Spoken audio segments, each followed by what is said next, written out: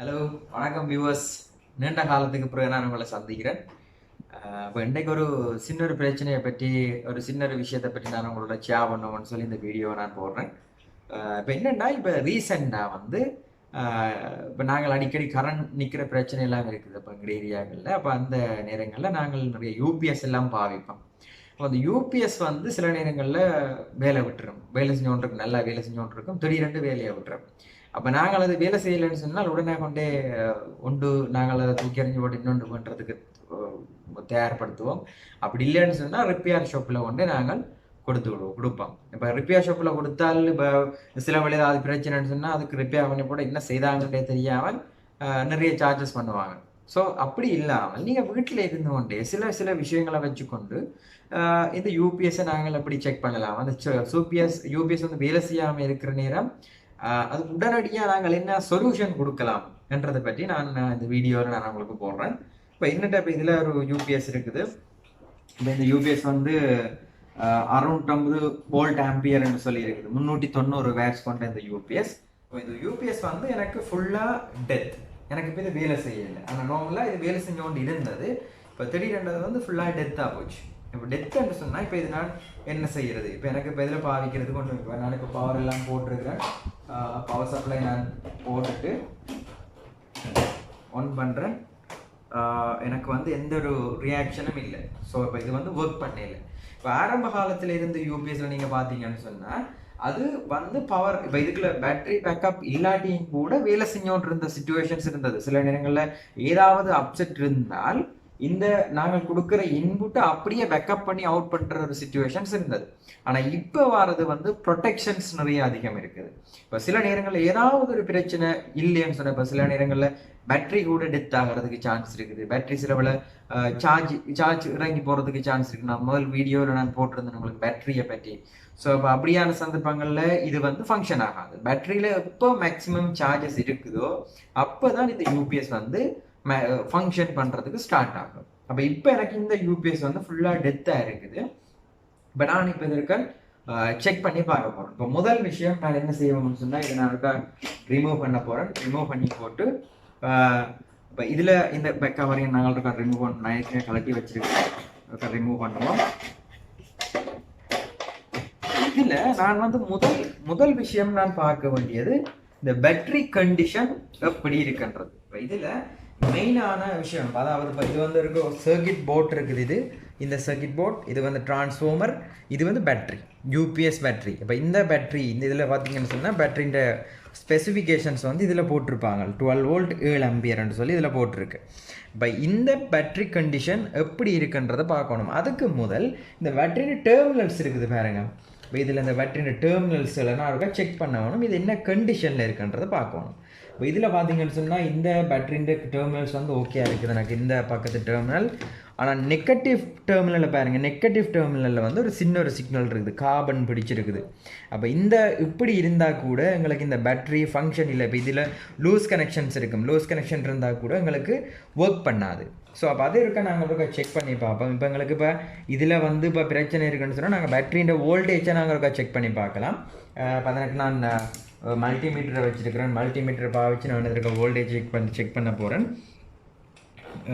Positive டெர்மினலுக்கு positive, negative டெர்மினலுக்கு negative. அப்போ எனக்கு வந்து பேட்டரியில் எந்த வித வோல்டேஜஸும் இல்லை. இந்த பேட்டரி வந்து ஃபுல்லாக டெத் ஆகிடுச்சு. அப்போ நான் இப்போ இந்த பேட்டரி ஃபுல்லாக டெத் ஆகிடுன்னு சொன்னால் இப்போ இதை நான் தூக்கி எறிகிறதா இல்லை. அப்போ இதை நாங்கள் டெம்பரரியாக ஒரு பவர் உண்டை கொடுத்து செக் பண்ணலாம். அப்போ நான் இப்போ இதில் 12 வோல்ட் பவர் சப்ளை வச்சுருக்கிறேன், அட்ஜஸ்டபிள் வோல்டேஜ் பவர் சப்ளை நான் வச்சுருக்கிறேன். அப்போ இதிலேருந்து நான் ஒரு சப்ளை உண்டை நான் டெம்பரரியாக கொடுத்து செக் பண்ணி பார்க்க போகிறேன். இந்த போர்ட், இந்த கண்டிஷன், இந்த போர்டோட கண்டிஷன், இந்த யூபிஎஸ்ஸின் ஃபங்க்ஷன்ஸ் ஓகேயாக இருக்கான்றதை செக் பண்ணி பார்க்க போகிறோம். ரைட். அப்போ இப்போ நான் இப்போ இதில் 13.8 வோல்ட் விட்டுருக்கிறேன், 13.7 வோல்டேஜ் விட்டுருக்கிறேன். அப்போ நான் இதில் பவர் எனர்ஜைஸ் பண்ணி பார்க்க போகிறேன் டெம்பரரியாக. ஸோ மைனஸ் டெர்மினலுக்கு நீங்கள் மைனஸை கனெக்ட் பண்ண வேணும். பாசிட்டிவை கனெக்ட் பண்ண வேணும். ரைட். இப்போ இதில் நீங்கள் டச் பண்ணாலே தெரியும் உங்களுக்கு, இதில் ஒரு சின்ன ஒரு ஸ்பார்க் கொண்டு வரும். அப்போ ஏன்னு சொன்னால் இப்போ இதில் ஃபில்டர் கெப்பாசிட்டர்ஸ் இருக்கும். ஃபில்டர் கெப்பாசிட்டர் இருக்கிறபடியா உங்களுக்கு இப்போ இதில் ஒரு ஸ்பார்க் கொண்டு வரும். இப்போ அந்த நேரம் நீங்கள் யோசிக்கிறதுல இது ஷோர்ட் இருக்கான்னு சொல்லி யோசிக்கக்கூடாது. அப்போ இதில் ஸ்பார்க் கொண்டு சின்ன ஆரம்பத்தில் வரும். அப்போ அது வந்து இந்த ஃபில்டர் கெப்பாசிட்டர் வந்து சார்ஜ் ஆகிற டைம் தான் அப்படி ஒரு ஸ்பார்க் கொண்டு வரும். ரைட், இப்போ நான் வந்து பவர் கொடுத்துருக்கேன். டிசி பவர் சப்ளைலேருந்து பவர் நான் டெம்பரரியாக கொடுத்து வச்சுருக்கிறேன். இப்போ இந்த யூபிஎஸ் நான் ஆன் பண்ணி பார்க்க போகிறோம். ரைட், ஆன் பண்ணி பார்ப்போம். பர்ஃபெக்ட். அப்போ எங்களுக்கு இப்போ இந்த போட் வந்து நல்ல கண்டிஷன்லாம் இருக்குது, ஃபங்க்ஷன் ஆகுது. இப்போ எங்களுக்கு பேட்டரி பேக்கப் கொடுத்துருக்கபடியாக ரெட் கலரில் இருக்கிறபடியாக எங்களுக்கு பேட்டரி பேக்கப்பில் தான் இப்போ இது வேலை செய்யுது. இப்போ எங்களுக்கு இதில் ஏசி சப்ளை வந்து எங்களுக்கு தரப்போகுது. ரைட், ஏசி சப்ளையை நாங்கள் அவுட்புட்டாக எங்களுக்கு தரப்போகுது. இப்போ செக் பண்ணி பார்ப்போம்.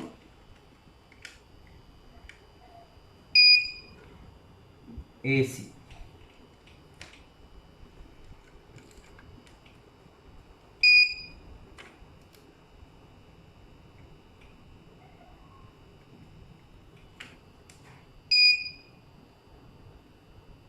ரைட், 230 வோல்ட் எங்களுக்கு ஏசி வோல்ட் வருது. ரைட், இப்போ இதில் எங்களுக்கு இப்போ இதில் ஃபங்க்ஷன்ஸ் இந்த ரான்சோவரோட ஃபங்க்ஷன்ஸ் எல்லாமே ஓகேயாக இருக்குது. இப்போ சில நேரங்களில் இப்போ உங்களுக்கு இந்த மீட்டர்ஸ் வசதி கூட இல்லைன்னு சொன்னேன். இப்போ இதில் இந்த பேட்டரி பேக்கப்பில் ஸ்டார்ட் பண்ணுற நேரம் இதுக்குள்ள ஒரு சவுண்ட் ஒன்று வரும், வித்தியாசமான ஒரு சின்ன ஒரு ஃப்ரீக்வன்சியில் இருக்க கிரண்ட மாதிரி ஒரு சவுண்ட் ஒன்று இந்த ரான்சோவர்லேருந்து வந்து ஒன்று இருக்குது. அப்படி வர்ற நேரம் நீங்கள் யோசிக்கலாம், இது வந்து இந்த டிசி வோல்டேஜை டிசி 12 வோல்டேஜை எங்களுக்கு அங்கே அவுட்புட் 230 வோல்டேஜை எங்களுக்கு அவுட்புட் பண்ணி தருதுன்னு சொல்லி நீங்கள் யோசிக்கலாம். இப்போ இது வந்து இப்போ டெம்பரரி, இப்போ எங்களுக்கு ஓகே, இந்த கண்டிஷன்ஸ் வந்து ஓகே. இப்போ எங்களுக்கு பிரச்சனை என்னென்னு சொன்னால் இந்த பேட்ரி. இப்போ இன்னொரு செக்கிங் நீங்கள் செய்யலாம். இப்படியே வச்சுக்கொண்டு இந்த டெம்பரரி டிசி பவரை வச்சுக்கொண்டு நீங்கள் ஏசி பவரை இன் பண்ணலாம். ஏன்னு சொன்னால் இப்போ இதில் நீங்கள் கொடுக்கப்பட்ட இந்த 12 வோல்ட்டில் ஒர்க் பண்ணுறது வந்து பேக்கப். இப்போ சில நேரங்களில் ஏசி இல்லைன்னு சொன்னால், மெயின் கரண்ட் இல்லைன்னு சொன்னால் மட்டும்தான் இந்த பேட்டரியில் ஒர்க் பண்ண போகுது. மற்றபடி ஏசி பவரில் தான் எங்களுக்கு ரன் பண்ண போகுது இந்த யூபிஎஸ். அப்போ இப்போ நாங்கள் இருக்கா செக் பண்ணி பார்ப்போம், அதுவும் எங்களுக்கு ஃபங்க்ஷன் ஆகுதான்னு சொல்லி இருக்கா செக் பண்ணி பார்ப்போம். ரைட், இப்போ நான் இப்போ இருக்கா ஏசி பவர் நான் இருக்கா இன் பண்ணுறேன். சரி, அப்போ இருக்கா நாங்கள் இருக்கா செக் பண்ணி பார்ப்போம். இப்போ வரைக்கும் பேட்டரி பேக்கப்பில் தான் வேலை செஞ்சோன்னு இருக்குது. அப்போ நான் இருக்கா பவர் இருக்கா ஆன் பண்ண போகிறேன். Right, perfect. அப்போ எனக்கு வந்து இந்த சர்க்கியூட் போர்டில் கண்ட்ரோல்ஸ் போர்ட்டில் வந்து எந்த ஒரு பிரச்சனையுமே இல்லை. இப்போ எனக்கு இருந்த ஒரே ஒரு பிரச்சனை இந்த பேட்டரி பேக்கப் மட்டும்தான். இந்த பேட்டரி மட்டும்தான் இருந்தது பிரச்சனை. இப்போ பேட்டரி இல்லைன்னா கூட இப்போ இதில் பாருங்கள், நான் உங்களுக்கு முதல் சொல்லியிருந்தேன் பேட்டரி இல்லைன்னா இந்த யூபிஎஸ் ஃபங்க்ஷன் ஆகாதுன்னு சொல்லி நான் சொல்லியிருந்தேன். பாருங்கள், நான் இப்போ பவர் இருக்க ஆஃப் பண்ண போகிறேன். இப்போ ஆஃப் பண்ண முதல்ல யூபிஎஸ்ஸை. ரைட், இப்போ இதில் நான் பேட்டரி பேக்கப்பை நான் கலட்டிட்டேன். பேட்டரி மைனஸையும் கலட்டுவோம். இப்போ நான் பவர் ஆன் பண்ணுறேன். ரைட், இப்போ எனக்கு எந்த விதமான ஒற்று ஃபங்க்ஷன்ஸும் இல்லை. இப்போ ஏன்னு சொன்னால் இதில் இந்த பேட்டரி இருந்தால் தான் அந்த ப்ரொடெக்ஷனுக்காக அப்படி செய்திருக்கிறாங்க. இப்போ இந்த பேட்டரி இருந்தால் தான் இதுன்ற சிஸ்டம் வந்து ஒர்க் பண்ணும். இந்த சிஸ்டம் ப்ராப்பராக ரன் பண்ணினா தான் எங்களுக்கு ஏசி பவரை நாங்கள் இன் பண்ணுற நேரம் அதை ஸ்விட்ச் பண்ணும். இப்போ இதுக்குள்ள பார்த்தீங்கன்னு சொன்னால் இதில் கீழே ரிலேஸ் இருக்குது. இப்போ அந்த ரிலேஸ் தான் என்ன செய்யணும்னு சொன்னால் ஸ்விட்ச் பண்ணிவிடும். இதில் ஏசி வந்து கரண்ட் இருக்குமென்னு சொன்னால் ஏசிக்கும், ஏசி கரண்ட் இல்லைன்னு சொன்னால் இப்போ எங்களுக்கு மெயின் பவர் இல்லைன்னு சொன்னால் பேட்டரி பேக்கப்புக்கும் வந்து ஸ்விட்ச் பண்ணுறது இந்த ரிலேஸ் தான். இந்த ரிலேஸ் இந்த சிஸ்டம்ஸ் வந்து சரியாக ஃபங்க்ஷன் ஆகிறதுக்கு தான் இந்த பேட்டரி பேக்கப் கட்டாயம் எங்களுக்கு ஒர்க் பண்ணி ஆகணும். ரைட், இப்போ இதில் உங்களுக்கு அடிஷ்னலாக இந்த பவர்ஸ் தான் இருக்கணுமென்றது இல்லை. இப்போ சில வேளை உங்களுக்கு மோட்டர் பைக் இருக்கலாம். மோட்டர் பைக்கின்ற பேட்டரி கூட நீங்கள் இதில் கனெக்ட் பண்ணி இந்த போர்டுக்கு கனெக்ட் பண்ணி இதை ரன் பண்ணி பார்க்கலாம்.